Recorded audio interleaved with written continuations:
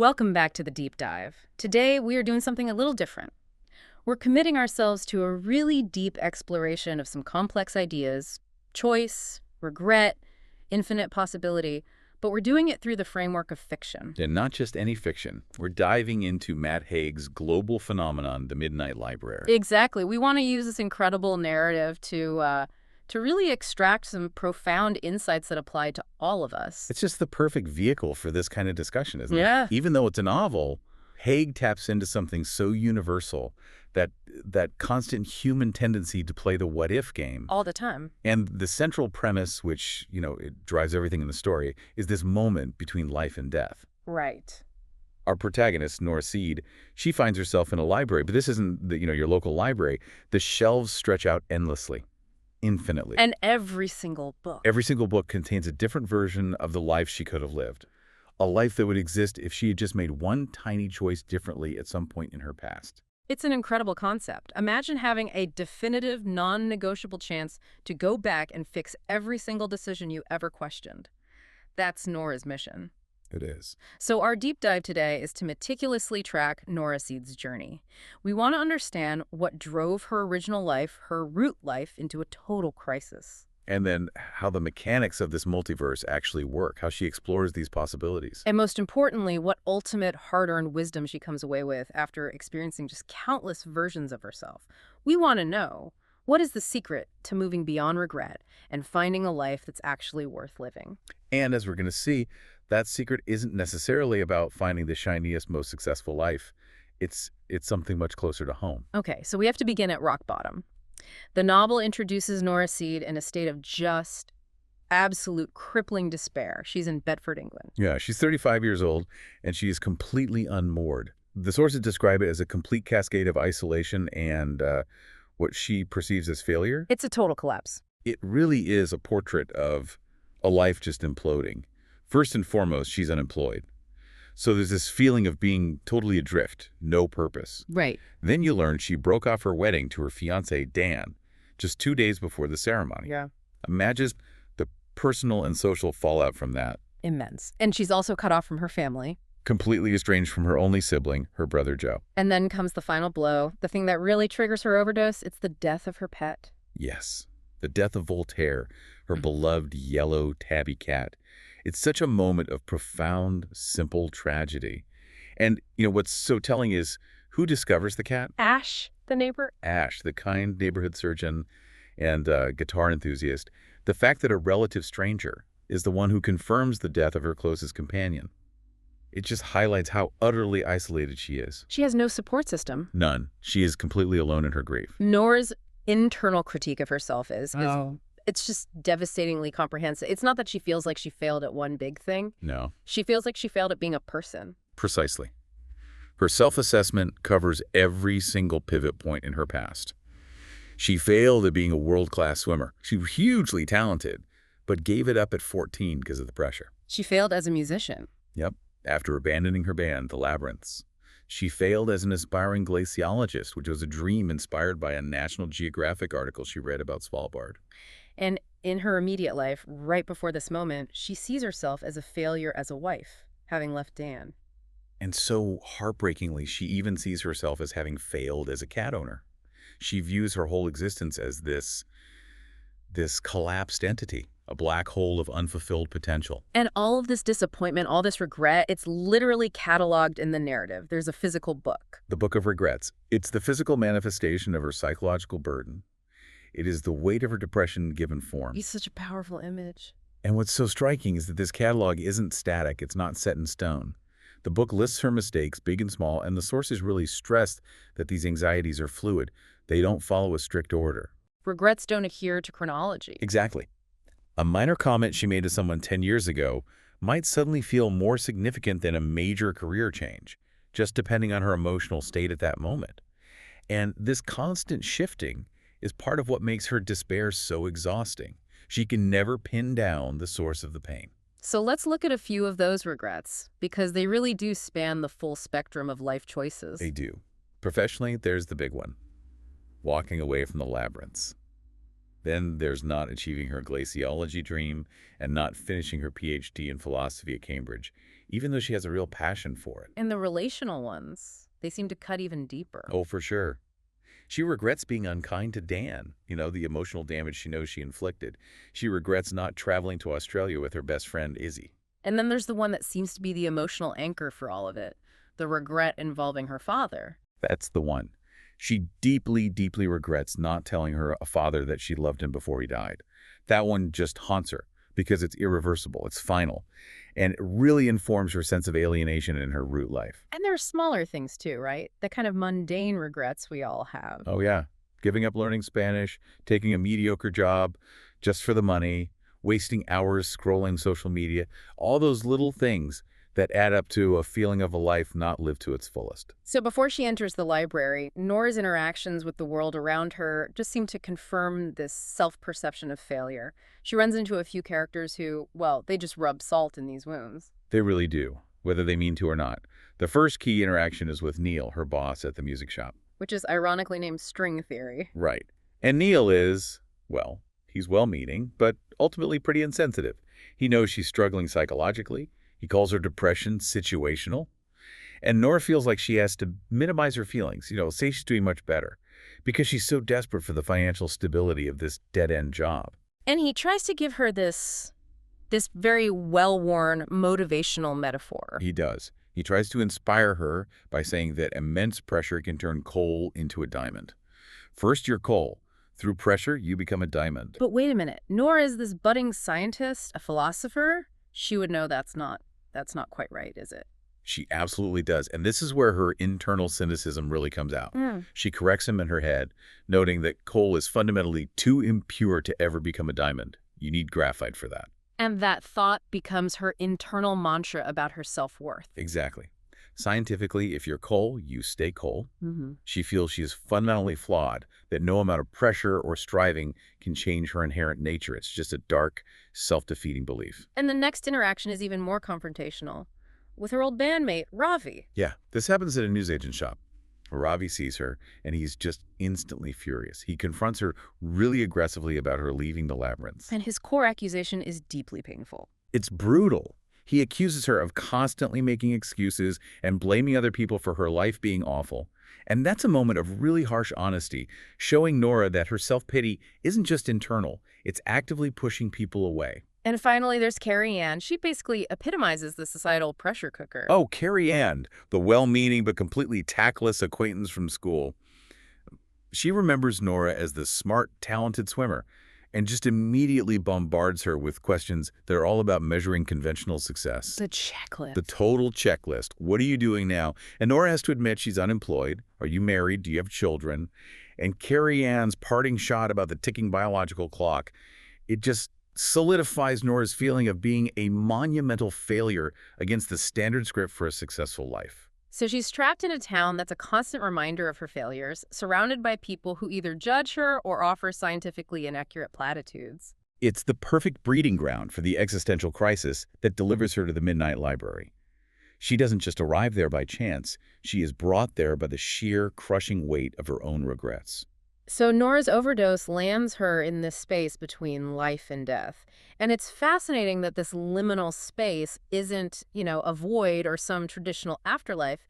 It's a library. It makes perfect sense, doesn't it? Given her academic nature and her history of, seeking refuge among books. It really does. And this library, it's a spectacular and impossible place. It's described as having these infinite, continuously shifting shelves. Sometimes they even look like they're transforming into conveyor belts. Illustrating the sheer volume of possibilities. The volume and the instability of it all.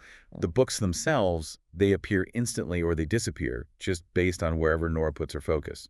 And her guide in this realm is the one person who represented safety and understanding in her root life. That's Mrs. Elm. Her kind, wrinkled, oval-faced middle school librarian. And this choice is so deliberate. Mrs. Elm was the person who provided true comfort, a real refuge. Right. She let Nora hide in the library during rainy days. She did. And she was the one who comforted Nora during a major emotional crisis years before. So Mrs. Elm is more than just a guide. She's an anchor, a known source of wisdom and gentle authority. She is always there to pull Nora back when an alternate life proves too disappointing or if Nora faces a moment of potential final death. So Mrs. Elm lays out the rules of engagement. Each book is based on a choice Nora regretted not making. But how does Nora know when a life has failed? When does she have to return? The rules are both physical and emotional. Nora is searching for a life where she feels enough satisfaction to stay. A life where the book stays open and doesn't just slam shut, sending her back to the library. So it's a feeling. It is. If she realizes a life is just fundamentally wrong for her, if she feels this intense, profound disappointment, or if she encounters an imminent threat to her survival in that alternate reality, she just snaps right back to Mrs. Elm. And the mechanism that drives this whole selection process is still that book of regrets, but now it's dynamic. It's constantly changing, which just emphasizes that the burden of regret is so subjective and fluid. As Nora experiences a life that addresses a specific regret, say the one about not leaving Dan, that regret will vanish or change color in the book. And Mrs. Elm makes that point explicitly. She does. Regrets don't adhere to chronological order. They are emotional artifacts, not historical records. This means Nora has to keep searching until she finds a life that removes all the regrets. Or maybe a life that redefines what regret even means entirely. This sounds incredibly stressful, but okay, let's talk about the theoretical underpinning of this whole experience, because it's not just presented as magic. The source material grounds it in a specific scientific philosophy. Yes, and that's introduced by a fellow traveler. Hugo Lefebvre. Right, Nora meets him in the Svalbard life. He's another person experiencing this liminal state, one of the in-betweeners, as he calls them. And Hugo is crucial because he validates Nora's experience through the lens of modern physics. He argues this isn't supernatural at all. He says it's the realization of parallel universes predicted by quantum mechanics. Exactly. Okay, let's unpack Hugo's theory. This idea of the quantum multiverse, specifically drawing on the many worlds interpretation. Hugo's explanation is dense, but it's really the foundation of the novel's structure. He brings up the classic thought experiment, Schrödinger's cat. The cat in the box that's simultaneously alive and dead. Right, until observation forces one state to be chosen.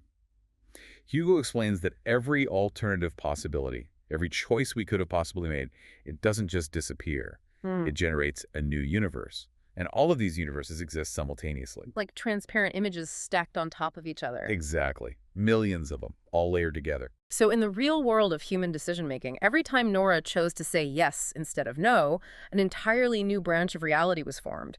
But normally, these branches don't. They don't communicate. So why are Nora and Hugo able to breach this barrier? Hugo theorizes it's their specific existential state. They're stuck, they are unable to fully commit to death, but they're also deeply confused about living. A kind of quantum superposition. Precisely. This tension, the simultaneous desire for oblivion and the inherent survival-driven desire to live a different life, puts them in this unique state.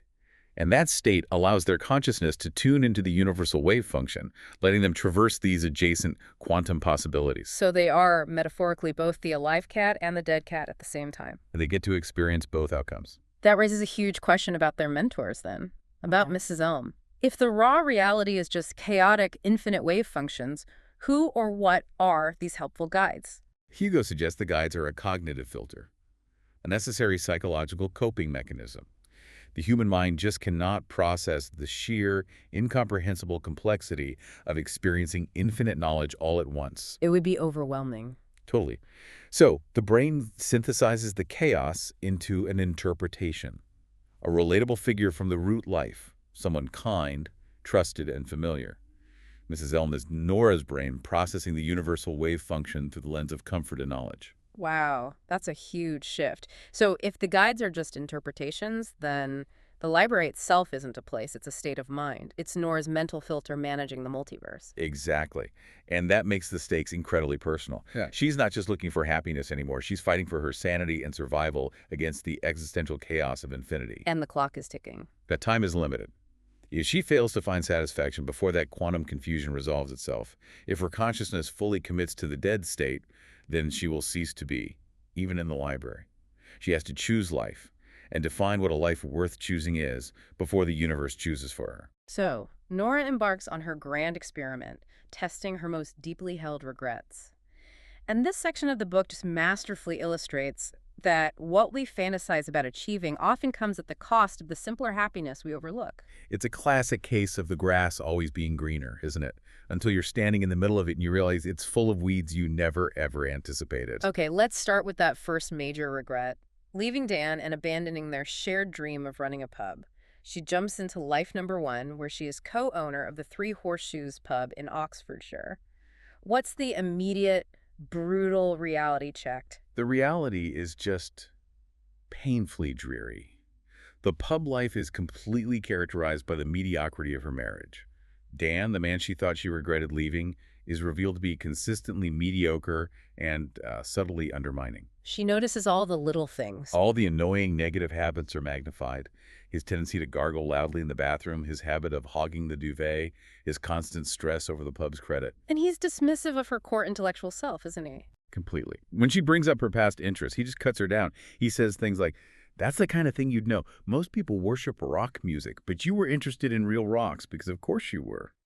He minimizes her intellectual curiosity, her potential. He's slightly drunk, he's stressed, and he immediately relies on her to fetch the chalkboard. It just underscores this unbalanced, tiring partnership. I find this particularly important. Her regret wasn't really about the dream of the pub itself. It was about the feeling of failure from abandoning a major commitment. Yes. But the marriage actually magnified all of Dan's negative traits, which means her initial decision to leave him, the thing she regretted so deeply, was actually the right move for her authentic self. That's the first huge takeaway. Her regret was based on a romanticized memory, not the reality of Dan's personality amplified by the pressure of marriage and running a business. She remembers how he used her past panic attacks as an excuse to discourage her musical ambitions, claiming it was for her own good. When it was really about control. It was clearly about control. She realizes she was right to seek an escape in the first place. So she then tries the life of intellectual purpose, life number two, the glaciologist, in a remote, bitterly cold research station in Svalbard. And this life delivers on its promise of purpose. She's actively contributing to global understanding. She's working alongside her colleague, Ingrid, to document the planet's decline and warn people about the ecological crisis. She is living out that dream from the National Geographic article. But the pursuit of scientific truth and purpose comes at a significant cost, extreme isolation. Oh, yeah. The life is defined by bitter cold, isolation, and significantly a reliance on vodka. That's a clear indication that she has simply traded one form of depression for another, and it's made worse by the fact that a previous colleague couldn't handle the solitude and died. The climax, though, is purely visceral. She's tasked with polar bear watch. Armed with a rifle and a sound kit, a pot and ladle. And she encounters the ultimate primal threat. A polar bear. In that moment, facing genuine, immediate, external danger, all of her internal suicidal ideation just vanishes completely. She screams desperately for Mrs. Elm in the library. She wants to live, if only not to be eaten. This is the first time she genuinely feels that deep inherent desire for survival. It is. It's a powerful realization. The desire to end her life was psychological, self-inflicted, but the desire to preserve her life, that's primal and universal. So the ultimate test of external success follows that. Life number three, the rock star. She is famous, glamorous, powerful with the labyrinths. This is Nora at the absolute peak of cool. She's described as being like Billie Eilish's cool aunt. Stadium tours in Sao Paulo, 11.3 million followers, a Grammy winner. She has achieved success beyond the imagination of the Nora in Bedford. But the narrative makes it abundantly clear. Fame is the loneliest life imaginable. It is the absolute pinnacle of disappointment. She's exhausted, she's addicted to drugs, rehab is mentioned, she's constantly scrutinized by the media, and she's been betrayed. Her old manager stole from the band. And even worse, her success warped the people closest to her. It really did. Dan, in this timeline, became so consumed by jealousy that he broke into her house, leading her to file a restraining order against him. She thinks of him as scum in this life. So if the glaciologist's life showed that purpose without warmth is isolating, the rock star life shows that power without peace is exhausting. What's the profound insight here? The insight is all about pressure and contradiction. She even has a Thoreau quote tattooed on her arm. All beauty is wild and free, which is a total contradiction to her reality. She's anything but free. Anything but. She realizes that massive external achievement, fame, and power come with equally crushing pressure. In her own words, pressure goes through the roof. She understands that the misery is just as intense, if not more so, because she can't escape the relentless public judgment. She left her original life because she felt like a failure. She leaves this life because she feels like a tortured spectacle. The journey through these first three lives essentially confirms that escaping regret by achieving a dream. It just replaces the old disappointment with a new, equally complex one. The problem wasn't the choices themselves. The problem was Nora's expectation that a different life would somehow fix the core flaw she perceived in herself. Having established that these grand, ambitious lives are not the key to happiness, Nora then pivots to lives that appear, on the surface, to be internally flawless. Let's look at life number 4, the Olympic swimming champion. This one seems designed to solve multiple problems at once. It does. She's a world record holder, an Olympian with gold and silver medals, a media personality. And crucially, that big regret about her father is addressed. He is alive, he's present, and she's successful. And her brother, Joe, is her supportive, happily married manager. I mean, this is what most people would define as objective perfection. But that perfection is inherently fragile. So where does the crack appear in this successful facade? The flaw is still centered on control and performance.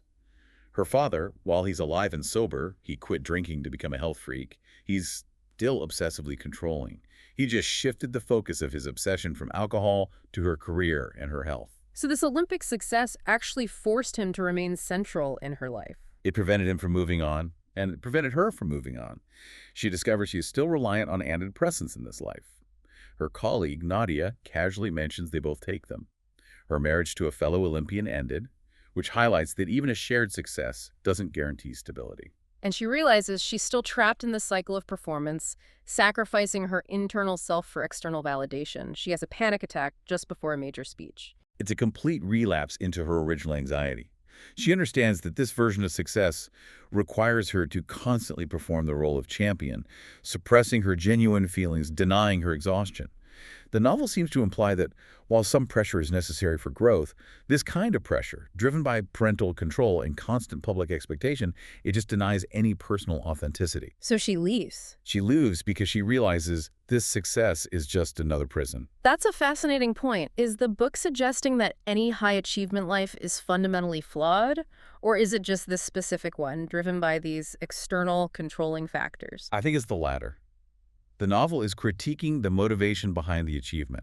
If the motivation is to prove something to other people or to appease a parent's expectations, then no amount of gold medals is going to fill that void.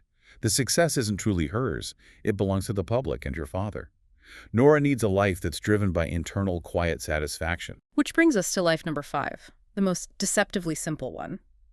The happy partner, mother, and academic. And it all stems from the regret of not accepting a simple coffee date with Ash. The surgeon from her root life. Right. And this life really embodies that quiet fulfillment. She's a philosophy lecturer at Cambridge. She's pursuing the PhD she regretted giving up. She's married to Ash, who's a caring husband, even if he is a bit of a silly man who loves telling gross biological facts. Ah, right. And she's a mother to a little girl named Molly. They have a dog, Clayton. It's domestic intellectual peace in a good house in a good town. And she notes the small details here, the things she missed in all the other lives. Yes, the small, consistent acts of love are what define this life. Ash's kindness, the ease of their domestic routine, and crucially, the fully repaired relationship with her brother Joe. In this timeline, Joe's genuinely warm and he immediately admits his past mistakes. He apologizes for the terrible things he had done. And Nora realizes she is finally surrounded by a loving safety net that is reciprocal. And this leads to her core realization of what she truly needed all along. She understands that true strength and happiness don't come from power or achievement. They come from connection. She concludes, none of it mattered without love. The immense achievements of the rock star or the Olympian were just hollow without this deep, profound feeling of being part of a loving network. She thought she needed a different identity. But she realizes she just needed genuine connection. However, even this perfect life has a crucial flaw that forces her to return, and it's tied back to a seemingly insignificant choice in her original life, the ultimate demonstration of the butterfly effect. This is the Leo incident, and it's probably the most powerful philosophical moment in the midsection of the book. In her root life, Nora had given piano lessons to a talented, troubled young man named Leo. She kept him engaged and off the streets. But in this perfect academic timeline, she was too busy.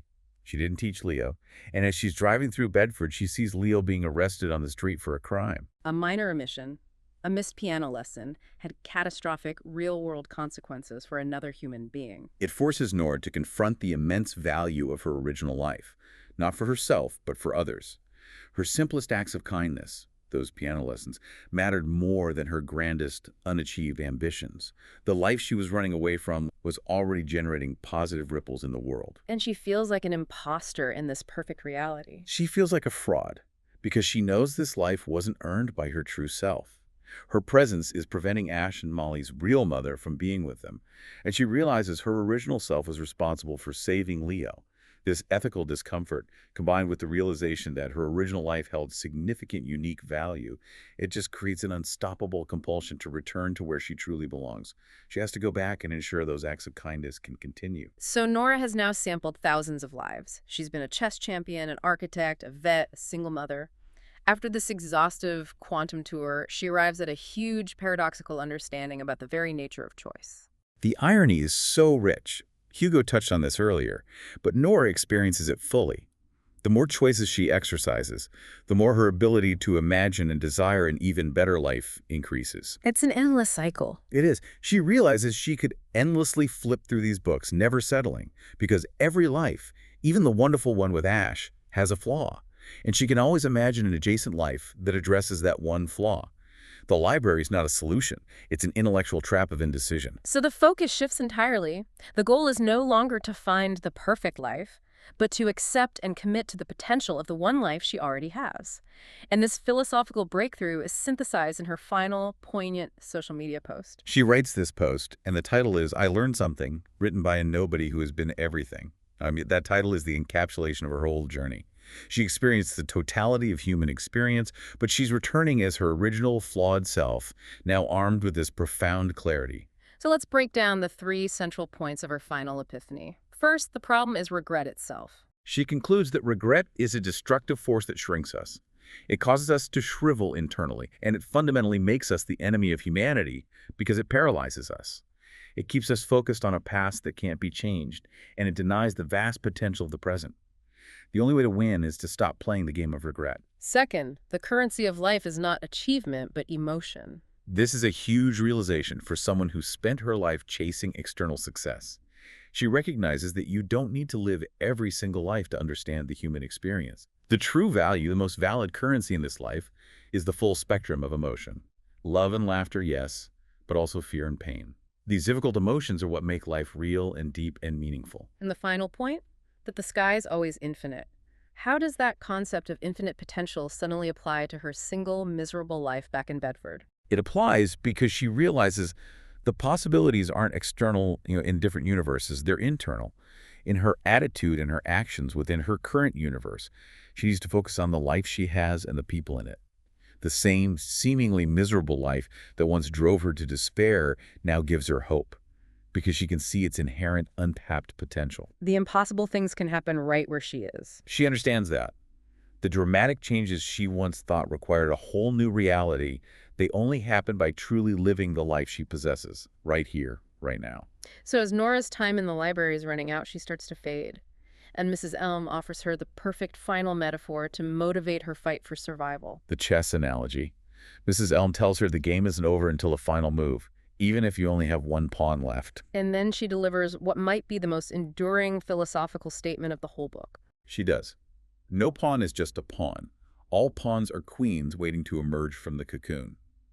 The pawn, the most basic piece on the board, carries the greatest potential for transformation, provided it continues to move forward, one square at a time. That is such a powerful message for the listener, that your current self, however humble or damaged you feel you are, holds the potential for the greatest power if you simply keep progressing. It shifts the entire perspective from fatalism to active participation. Nora realizes she needs to make her next move in her current life, to commit to the forward motion of that pawn until it reaches the end and transforms into a queen. And her resolution is immediate, decisive action as soon as she returns to her body. The first symbolic action is burning the Book of Regrets, destroying that physical representation of her burden. But what are the first concrete, positive steps she takes? She immediately prioritizes repairing the most important damaged relationship in her life. She calls her brother Joe. And this conversation is just emotionally explosive. It's about mutual vulnerability. It is. Joe tearfully admits his own struggles. his issues with alcohol, and the immense emotional toll of suppressing his true identity, of hiding the fact that he's gay. And he apologizes for abandoning her during her darkest times. And in that conversation, she learns a profound truth about Joe and their bond. She realizes that years ago, when she was struggling with suicidal thoughts, Joe was the one who jumped into the river after her. He risked his own life to save hers. And this just confirms that their complicated, mutually frustrating relationship was still underpinned by this deep, powerful love. By addressing his own regrets, Joe allows Nora to finally see him clearly and to forgive both him and herself. And she takes immediate action on her insight about the Leo incident, too, to make sure she continues that valuable ripple effect. Yes, she calls Doreen Leo's mother and passionately insists on continuing the piano lessons. She assures Doreen of Leo's immense talent, telling her he has the potential to be a concert pianist. This small act is monumental. It confirms that Nora is actively choosing to generate kindness and value in her original reality rather than searching for it in a new one. She's actively creating the life she wants. She's not waiting for it to be handed to her. Exactly. She sets these small, actionable goals that are self-driven. She sits down at the piano, she plays a new melody, and she promises herself she will write lyrics for it. She shares the link about climate change on social media, a little nod to her purpose-driven time in Svalbard, and she plans to volunteer. She reaches out to her friend Izzy. She texts Izzy, the friend she regretted abandoning, who is now planning to return to England. Nora is moving forward one square at a time, transforming her single, vulnerable pawn in Bedford into a powerful queen, just by continuing to live with intention. Nora's incredible journey demonstrates that she went from being immobilized by the sheer weight of possibility and regret to accepting a life she once thought was worthless. The most profound shift didn't happen when she won a Grammy or a gold medal.